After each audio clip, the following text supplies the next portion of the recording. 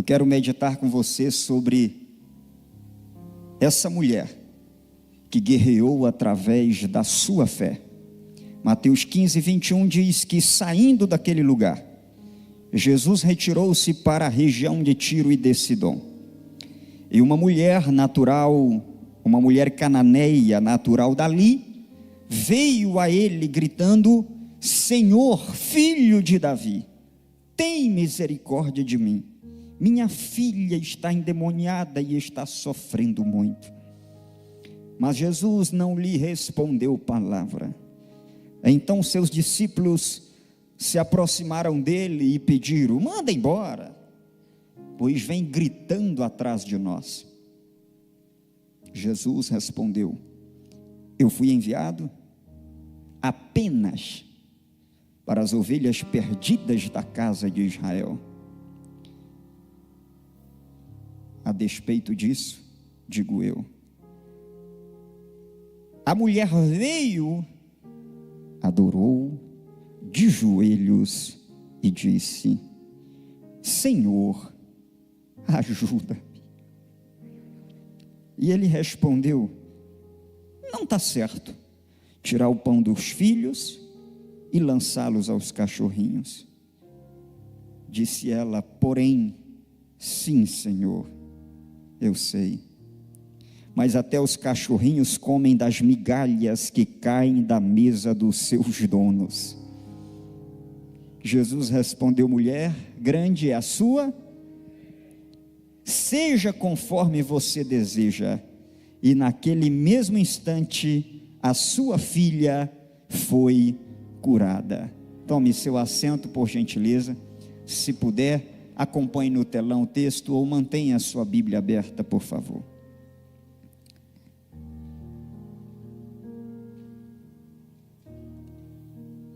Queridos, eu comecei a ler a Bíblia aos 8 anos de idade. E os meus textos favoritos eram os textos dos evangelhos. Comecei também aos 8 anos de idade pregar em alguns cultos infantis. Mas sempre que eu chegava na leitura desse texto, eu pulava a leitura. E pulava por uma razão muito simples. O Jesus desse texto me desafiava de uma maneira que eu não podia compreender com a minha mente infantil. O Jesus desse texto não era tão cortês quanto eu achava que fosse. E por isso eu evitava esse texto. E depois de um tempo, já na juventude, eu evitava esse texto sem nem saber por que eu evitava, mas existia uma explicação lá atrás.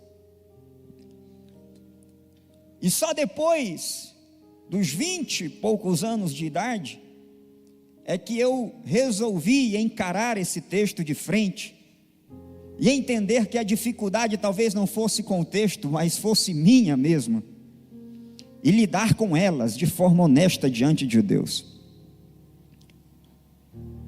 Mas por que me pareceu tão difícil? Eu quero apresentar para vocês algumas razões, apresentando especialmente a fé dessa mulher.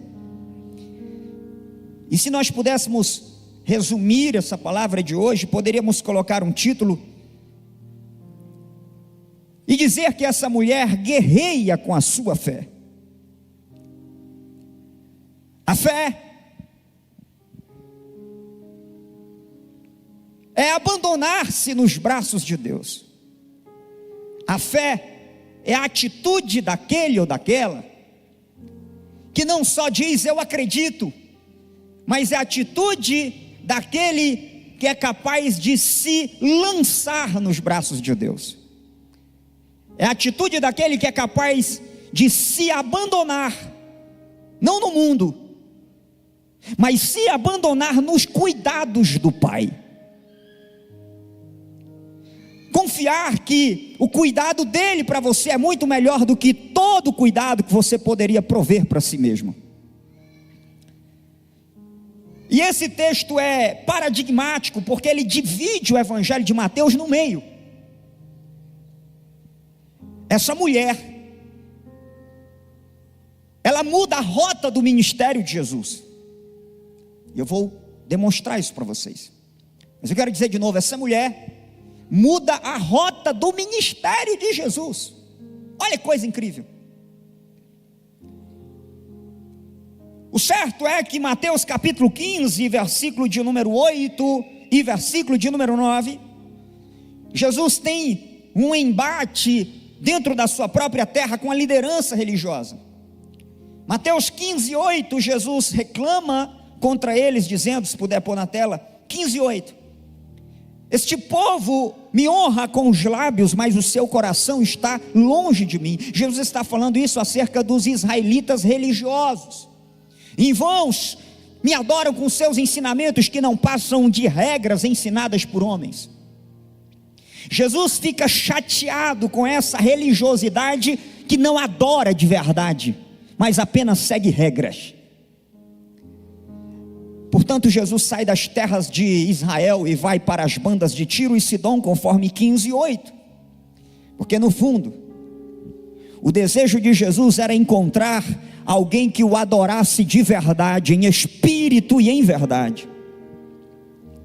Jesus sai das terras de Israel. E no versículo de número 22 do capítulo 15, diz a Bíblia que uma mulher, a quem Mateus chama de cananeia, natural dali, vem a ele gritando.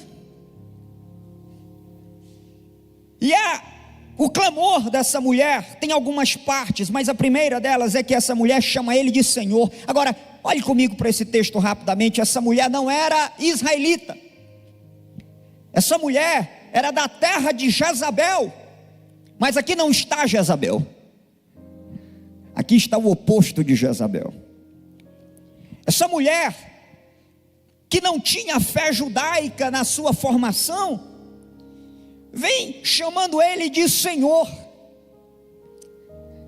E isso é incrível e admirável, porque às vezes até nós queremos uma relação de pai, queremos uma relação de cuidado de Deus, mas não queremos uma relação de senhorio de Deus na nossa vida. Mas ser Senhor significa ser dono. E essa mulher de imediato ela já diz: meu dono, filho de Davi, que é um título messiânico. O que me chama a atenção é que os judeus esperavam que o filho de Davi viesse governar, mas essa mulher tem uma compreensão diferente do filho de Davi. Para ela, o filho de Davi não vem para governar como os israelitas queriam. Para ela, o filho de Davi, naquele momento, vem para se compadecer daqueles que sofrem. E ela diz: filho de Davi. É interessante que nos evangelhos ninguém entende o conceito de filho de Davi, mas o cego entende o conceito de filho de Davi. Essa mulher entende o conceito de filho de Davi. Para os necessitados, o filho de Davi não vem para liderar um exército. Para os necessitados, o filho de Davi vem para curar as almas. O filho de Davi vem para sarar as feridas. O filho de Davi veio no primeiro momento para restaurar os necessitados. Ele ainda virá para governar. Mas ela diz: tem misericórdia de mim. Ela clama, ela se identifica com a causa. E só quem é pai sabe o que significa o sofrimento quando um filho padece necessidade. Eu me lembro que quando meu filho, ainda com menos idade, adoecia e a gente levava ele para o hospital Santa Marta,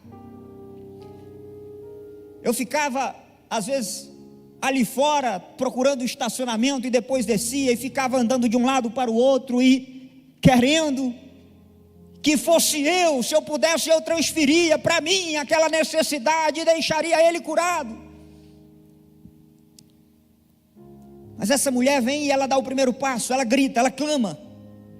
Só que chega no verso 23, e aqui está o primeiro motivo pelo qual eu, quando criança, tinha dificuldade com esse texto, pastor. Porque quando essa mulher vem no ápice da sua necessidade, Jesus ignora essa mulher. E a Bíblia diz que Jesus não respondeu sequer uma palavra.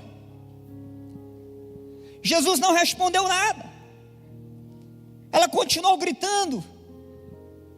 O verbo do versículo 23 deixa claro que não foi um grito só, ela estava clamando, ela estava pedindo: Senhor, me ajuda. E Jesus não lhe respondeu palavra. Só que depois de muitos anos foi que eu vim a entender uma coisa: não é sempre que ele responde. Mas quando ele não responde, não quer dizer que ele está contra nós. Mesmo quando ele não responde, ele está cuidando da gente.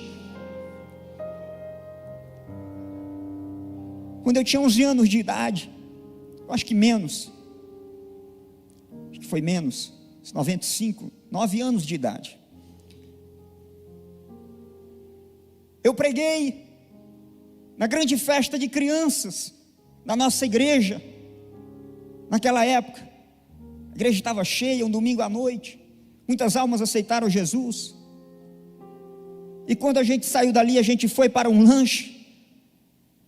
Havia uma comida típica ali chamada tacacá. E quando eu estava ali junto com os meus pais, na beira daquela barraquinha de lanche, uma panela cheia de caldo fervente entornou-se sobre o meu peitoral, e eu tive imediatamente, em alguns segundos, queimaduras de 3º grau em toda essa parte. E eu passei alguns dias acamado, e a minha oração era: Senhor, por quê? E com a fé de uma criança eu dizia: Senhor, eu preguei a tua palavra, vidas se renderam, e o Senhor me presenteia com isso, muito obrigado. Porque a fé, ela pode ser sincera com Deus. Deus não quer uma dúvida falsa, Deus prefere a fé autêntica.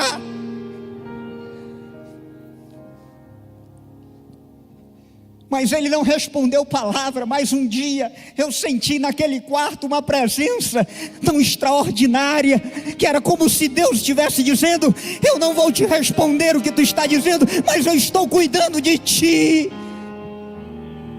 E a minha fé foi fortalecida, e eu sabia que aquilo não era um presente dele, mas era o cuidado dele, apesar do sofrimento.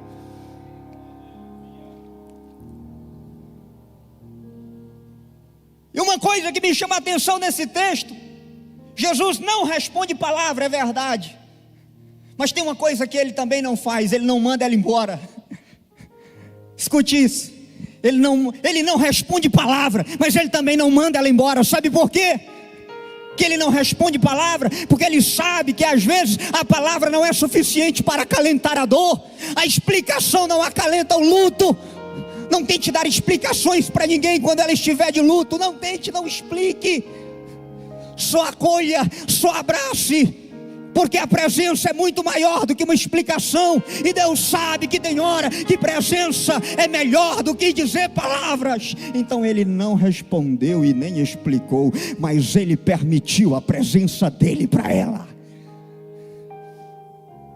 Aí os discípulos chegam e dizem assim: manda embora. Eles acham que o silêncio de Jesus significa o quê? Significa que Jesus não está gostando, e eles querem ganhar um ibope com Jesus. E diz assim: manda embora, pois ela vem gritando atrás de nós. Olha como eles se sentem importante, pastor.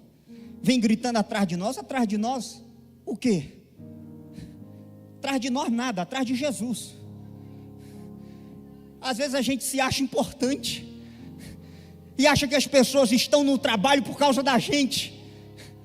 e acha que as pessoas estão no projeto por causa da gente, nada disso. Vem atrás de nós, se sentem importantes, atrás de nós coisa nenhuma, elas estão ali por causa da presença de Jesus. Aí o versículo já era motivo suficiente para a fé dessa mulher desistir. Jesus não responde palavra, fica calado, ainda vê os discípulos olhando para ela e dizendo assim: essa mulher escandalosa aí, não é assim? Gritando atrás de nós, é o que? É escândalo. Não é o título que a sociedade quer sempre colocar na mulher? Olha a escandalosa aí. Se a mulher grita, é escandalosa. Se a mulher clama a sua necessidade, está fazendo barraco. Olha aí a barraqueira aí, vem atrás de nós. Já era para essa mulher ter ido embora, mas ela tem uma fé que guerreia e que não desiste. E aí Jesus diz: e agora eu acho que ela vai embora, pastor. Agora eu acho que ela vai embora, porque o que Jesus vai dizer para ela é muito forte. Na verdade, o texto nem diz que Jesus disse para ela. Provavelmente Jesus está numa interlocução com os discípulos, mas ele respondeu assim: eu fui enviado apenas para as ovelhas perdidas da casa de Israel. Quem acha que Jesus nunca mentiu, levanta a mão. Sim. Quem acha que Jesus foi verdadeiro sempre, levante a mão. Quem acha que nós não podemos nunca duvidar do caráter de Jesus, levanta a mão. Então tem gente que diz que Jesus estava enganando a mulher aqui, blefando com ela. Ei, Jesus não blefa. Jesus não mente, não duvide do caráter de Jesus. Jesus estava falando a verdade.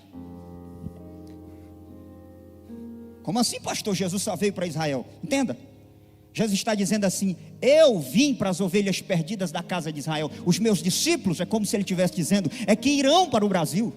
É que irão, eu não vim para o Brasil. Eu não vim para atravessar de barco e ir lá no Brasil, não vim para isso. Eu vim para as ovelhas perdidas da casa de Israel, porque aqui eu vou resgatar o remanescente que vai para fora, que vai para Roma, que vai para o Brasil, que vai para os Estados Unidos. Mas essa mulher convence Jesus a mudar a rota do seu ministério.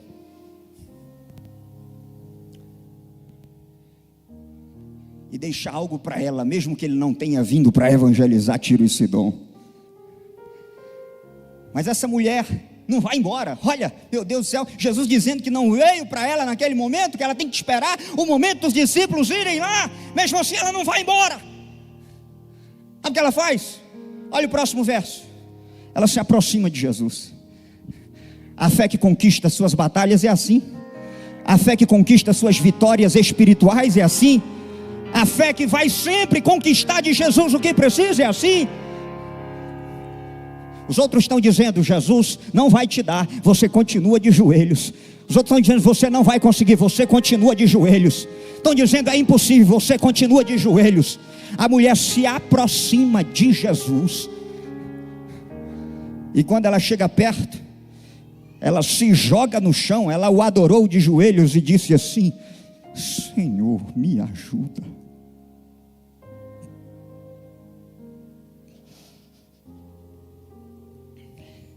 Mas agora ela vai embora, porque o que Jesus vai dizer para ela é mais forte ainda.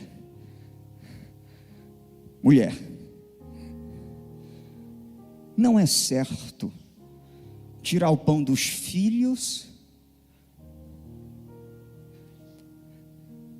Fui falado aqui de pão, de filhos, e eu entendi naquela palavra que era confirmação para essa, entre outras palavras que eu estava pensando em trazer para vocês.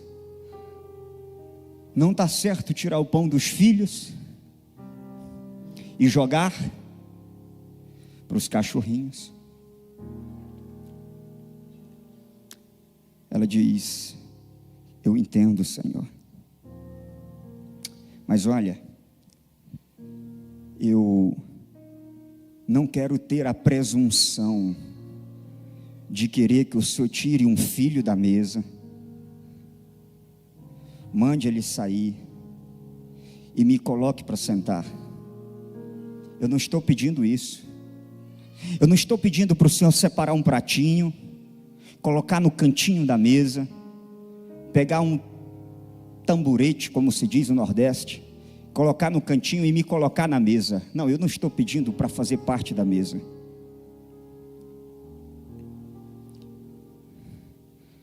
Eu jamais teria a presunção de querer o lugar de filho.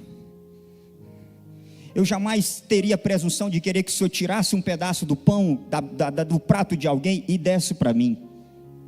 Não é isso que eu estou pedindo. Eu me contento em ficar debaixo da mesa.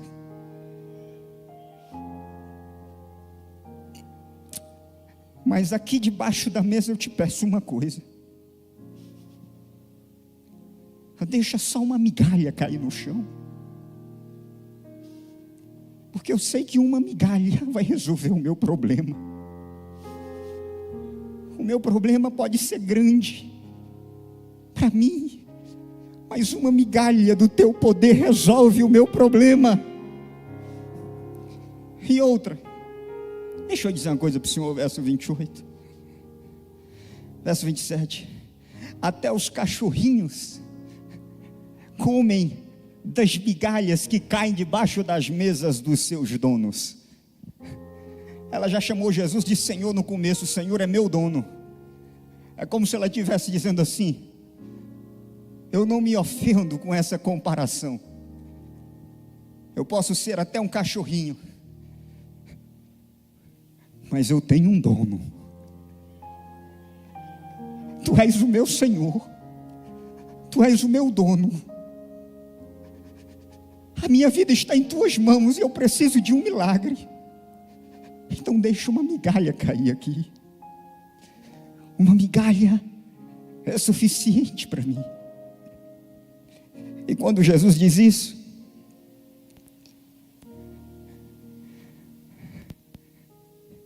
quando essa mulher diz isso, Jesus decide curá-la. Curá-la do seu sofrimento e da possessão de sua filha. Essa mulher disse: Senhor, é como se essa mulher estivesse dizendo: Deus, ou Senhor, eu não pedi para o Senhor vir montar a mesa aqui em Tiro e Sidom, mas uma vez que o Senhor resolveu montar um banquete aqui na minha terra, me deu o privilégio pelo menos de ficar embaixo dessa mesa e de comer uma migalha que cai dela. Jesus disse: mulher, grande é a sua fé. Para os discípulos várias vezes Jesus disse: homens de pequena fé. Mas para essa mulher apenas, e para um centurião apenas, Jesus disse: mulher, grande é a sua fé. E a tua fé, nessa manhã, nesse dia, alcançou a vitória de que precisava. Naquele instante a sua filha foi curada. Não desista. Não pare. Não desista da sua casa. Não desista da sua descendência. Não desista da sua missão. Não desista do seu chamado. Não desista da sua vocação. Não desista de você. Não desista da sua comunhão com Deus. Não desista da sua espiritualidade. Não desista da sua alma. Não desista da sua salvação. Continue. Prossiga. Pastor, está doendo, eu sei que está doendo, mas continue. Eu não estou aguentando. Pode ser que esteja realmente muito difícil, mas não pare. Prossiga. Porque você vai chegar, quando lutar o suficiente com a sua fé, ao momento em que Ele vai dizer para você: a sua fé conquistou o que você precisava. Pai, muito obrigado por essa palavra, é o que te pedimos, e assim fazemos nesta manhã, em nome de Jesus.